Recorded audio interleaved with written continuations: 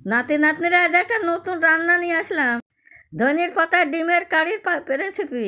প্রথমে ধনির পাতাগুলো বাইছি ধুয়ে নিয়েছি, বাইটে নিয়ে এবার এক এক করে ডিমগুলো ফাটিয়ে নিই, স্বাদ মতো লবণ হলুদ গুঁড়ো দিই, লঙ্কা গুঁড়ো দিই, ভালো করে গুলি নিই।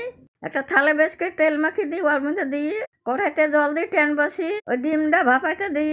এদিকে শিলে আদা রসুন পেঁয়াজ দিয়ে ভালো করে বাইটে তুলে নেবো। তারপর আমি ডিমটা ভাপে তুলে নিয়ে ঠান্ডা করতে দিই, কড়াইতে তেল দিই, শুকনি লঙ্কা গরম মশলা ফোড়ন দিই, বাটা মশলাটা দিই, হলুদ গুঁড়ো লঙ্কা গুঁড়ো জিরের গুঁড়ো দিয়ে ভালো করে কষে নিই, টমেটো বাটা দিয়ে নাড়িয়ে চাড়ি। এবার আমি ডিমটাকে পিস পিস করে কাটিয়ে নিই, মশলার মধ্যে স্বাদ মতো লবণ দিয়ে একটু কষে নিই, ওই ডিমের পিসগুলো দিয়ে ভালো করে নাড়িয়ে চাড়ি। এবার আমি হালকা গরম জল দিয়ে দিব, দিয়ে ভালো করে নাড়িয়ে চাড়ি রান্না করে নিই। গরম মশলার গুঁড়ো দিয়ে এইভাবে নামিয়ে নেবো। আমার ডিমের কারি হয়ে গেছে, গরম গরম ভাতের সঙ্গে নিই টেস্ট করবো। বা বা, খাইতে খুব মজা। সবাই ভালো থাকো, টাটা।